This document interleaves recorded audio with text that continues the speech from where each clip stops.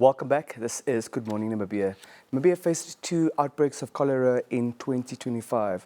The first in the Kunene region was declared back in August 2025. However, we're currently still managing the second outbreak in the Grootfontein district, and that was declared in November 2025.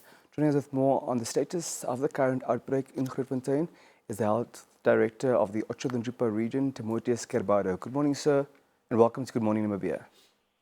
Yes, good morning, sir, and good morning, Namibia. So please tell us about the current state of cholera, specifically in the Grootfontein district. Yeah, the current situation in Grootfontein is that we had 99 suspect cases of cholera, of which 32 people tested positive to cholera. And I can affirm to you that all those who tested positive were successfully treated. So far, we have reported no deaths. And then also, none of our healthcare workers have contracted cholera, which is a good indication to say that our infection prevention and control is working very well. The situation on the ground have also improved. Here I'm referring to the Cap and Bow location, where most of these cases originate, because the municipality of Grootfontein have started providing water to the community. Our teams have also been educating the community how to prevent and protect them from cholera. And also we have stakeholders like our Minister of Defense, the Army base of Grootfontein have also assisted with tents so that we can put up a treatment center. So I can say relatively there is an improvement, and I'm happy so far with what is taking place, though the transmission is still occurring. I think it's important to, at this juncture, perhaps take a slight step back, Mr. Gerbhado. In terms of the WHO guidelines, how many cases warrant the declaration of an outbreak of cholera? Normally one case of cholera can already, once it's confirmed, it can be declared as an outbreak. So therefore, for us, really, we have been and we are still, making sure that we curb the transmission and also ensure that nobody dies because of cholera. If we have regard to the figures, 99 suspected, 32 confirmed, what does that reported number of both suspected and confirmed cases tell us about the state of this outbreak, having just heard you tell us that it only takes one case of cholera in terms of the WHO guidelines to constitute an outbreak? Yeah, this is actually an indication to say that the transmission is still ongoing within the community, because I can also attest that so far these cases are all from Grootfontein district. It did not spread to other districts. But then for us as healthcare workers, it's indicating, and also leaders, here I'm referring to political and community leaders, as well as the church leaders. We need really to combine efforts, and other stakeholders as well. We really have to combine efforts in educating our people, especially when it comes to prevention of cholera. Here I'm referring to hygiene, whether it's personal hygiene, food hygiene, environmental hygiene. These are the things that we really need to bring forth to our communities. Well, we have been doing so, and we continue to do so, but I think we can still do more, so that since this outbreak is contained, we have to make sure that we eliminate it, especially the transmission. But we can only win if we really combine our efforts together with those, institution and individual I mentioned, including you, the media. We need to come together so that we really give these messages to our people. Mr. Gerbhado, before we have regard to why the absence of fatalities is considered significant in this outbreak, help us understand how fatal can cholera be? Cholera is one of the deadly diseases, which can, kill a person within few hours if that person is not treated. And because of the person lose a lot of water due to diarrhea and vomiting, and the person becomes dehydrated. Therefore, I can say I'm pleased with the work done by our surveillance team, our case management team. Those are the people who are treating the patients who are admitted with cholera.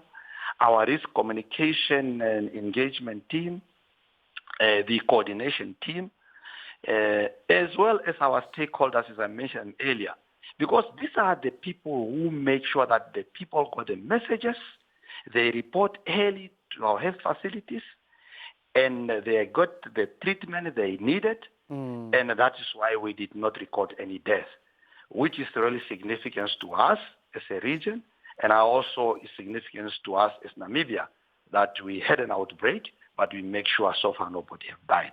It's quite significant. You've already highlighted some of the strides, and you've also mentioned in passing some of the aggravating factors, but let's get into a bit more detail. Which are those factors that may be contributing to the continued transmission of cholera despite the daily low recorded numbers? Yeah, the significance, factors is mostly poor hygiene. Poor hygiene, I can mention, due to lack of clean water. Because if a person drink water that is untreated, this water can be easily contaminated. Therefore, it's very important to make sure that in case of this outbreak, we need clean water. Lack of ablution facilities, here I'm talking about toilets, it's very, very significant. It's one of the factors that can contribute, because if people are, practicing open defecation, the flies and other insects can still, transmit this infection. Poor waste management is also one of the contributing factors. Therefore, it's very important that the environments are kept clean at all times. I can also talk about personal and food hygiene. It also plays a major role in prevention the transmission of cholera. Therefore, it's very important for our people to wash their hands with running water and soap. And also make sure that when they prepare the food are consumed as early as possible while the food is warm. If there's any leftovers, this food leftovers should always be kept closed so that the flies and other insects have no access to this food. So it's very, very critical. So those are the major factors that are already contributing to the transmission. Building on that, Mr. Gerbhado, how can community and political leaders, as well as the media, very importantly, contribute to controlling the cholera outbreak? Leaders, whether it's community, whether it's political leaders, or faith-based leaders, they are always within the community. And they are very close to the community, they are familiar to the community, and the community are familiar to them.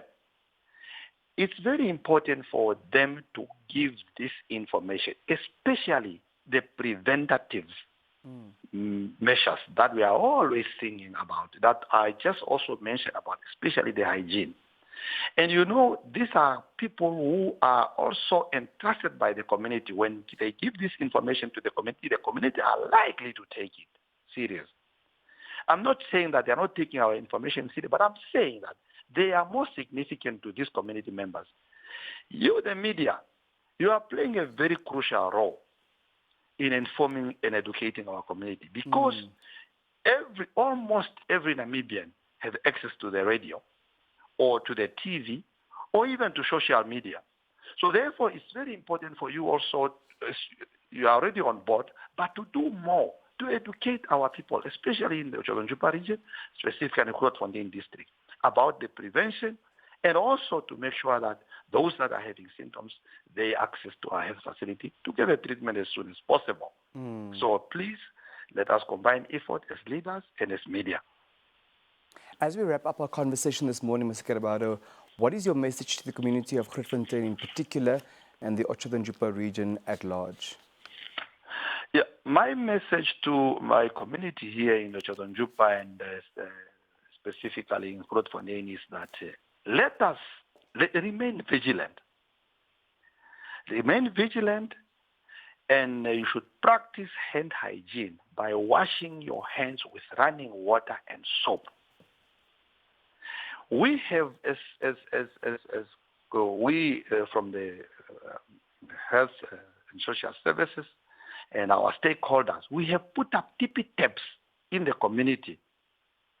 We would like the community to use those tippy taps, and we also would like the community to put up their own tippy taps so that they have access to the water whenever they use the toilet.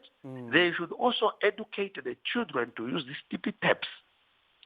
When it comes to food hygiene, my message is that our people should make sure that their food are well cooked when they're preparing the food. And once these food are consumed, the leftovers should be kept free from flies. And they should also try by all means to keep their environment clean. As I have already indicated, that environmental hygiene is very, very important in this area.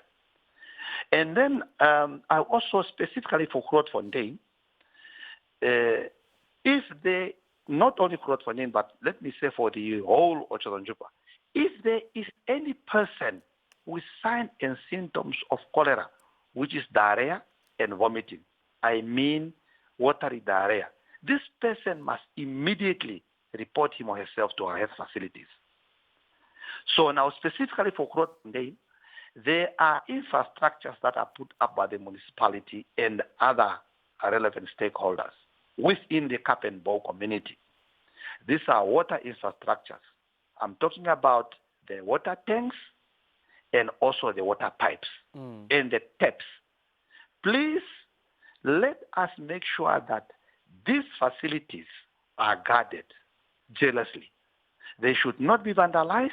They should not be destroyed, because this is the only way that we can fight and bring the cholera outbreak or the cholera transmission to an end. I would like all of us to cooperate and work together, because I believe if we are united, we will be made out victorious. Thank you very much. Mr. Gerbhado, thank you so much for your time. Thank you very much for the comprehensive update. Thank you for the great work that you and your team continue to do, and may you get this outbreak under control in due time. Thank you very much.